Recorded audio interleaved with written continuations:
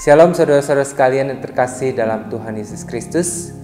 Kali ini kita akan kembali merenungkan kitab Ulangan, dan kita sudah sampai pada Ulangan pasal yang keempat, ayat yang ke-12 sampai ayat yang ke-20.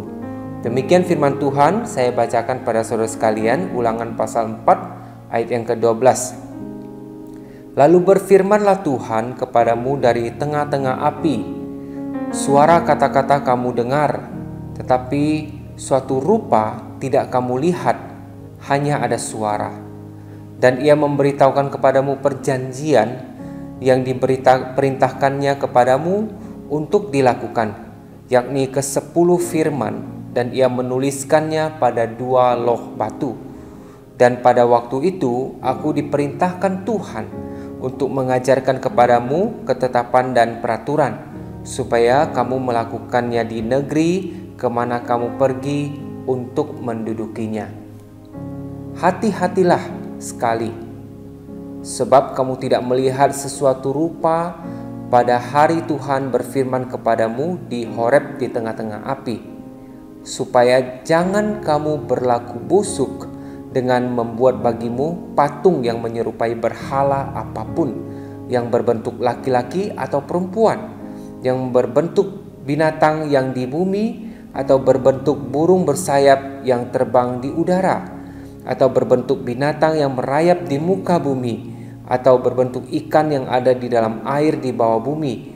Dan juga supaya jangan engkau mengarahkan matamu ke langit, sehingga apabila engkau melihat matahari, bulan dan bintang, segenap tentara langit, engkau disesatkan untuk sujud menyembah dan beribadah kepada sekaliannya itu, yang justru diberikan Tuhan Allahmu kepada segala bangsa di seluruh kolong langit sebagai bagian mereka. Sedangkan Tuhan telah mengambil kamu dan membawa kamu keluar dari dapur peleburan besi dari Mesir, untuk menjadi umat miliknya sendiri, seperti yang terjadi sekarang ini. Demikian jauh pembacaan firman Tuhan. Saudara, melalui firman Tuhan ini kita melihat satu peringatan yang keras dari Musa kepada bangsa Israel yang sebentar lagi akan memasuki tanah Kanaan.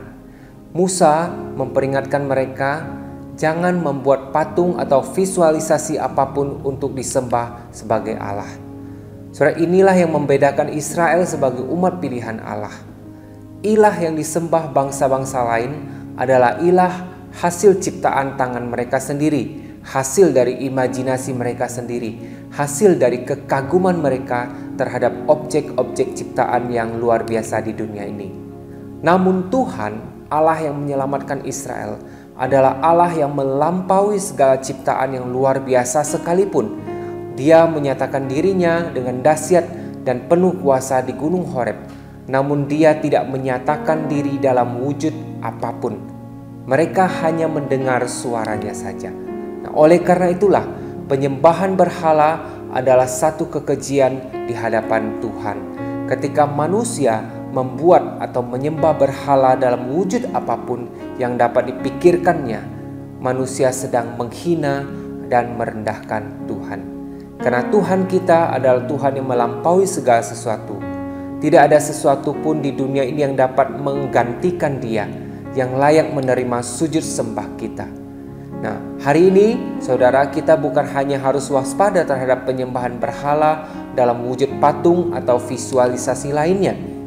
Hari ini kita bahkan harus lebih berhati-hati lagi, seperti yang dikatakan oleh Tim Keller. An idol is anything more important to you than God. Anything that absorbs your heart and imagination more than God. Berhala itu bisa berupa apa saja yang bagi kita lebih penting daripada Allah. Segala sesuatu yang menarik hati kita dan pikiran kita melebihi Tuhan. Oleh sebab itu, saudara sekalian, ketika ada sesuatu yang kita takuti, yang kita cintai, yang kita hormati, yang kita agungkan lebih daripada Allah, sesuatu yang menjadi sumber keamanan kita, sandaran hidup kita selain Allah, sesuatu yang mungkin menguasai hati kita, yang lebih utama dari Allah dalam hidup kita, kita sedang menyembahnya sebagai berhala. Jadi berhati-hatilah saudara sekalian dan mohonlah kepada Tuhan untuk terus menolong kita menyelidiki hati kita. Kita mungkin tidak membuat patung atau visualisasi apapun untuk disembah, namun dalam hati dan pikiran kita mungkin menjadikan sesuatu yang melebihi Allah untuk kita puja dan kita sembah sebagai berhala.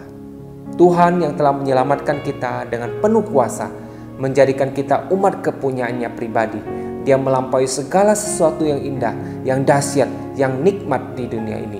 Dan hanya Dialah satu-satunya yang layak menerima segala puji, hormat, dan penyembahan kita. Kiranya Tuhan menolong kita.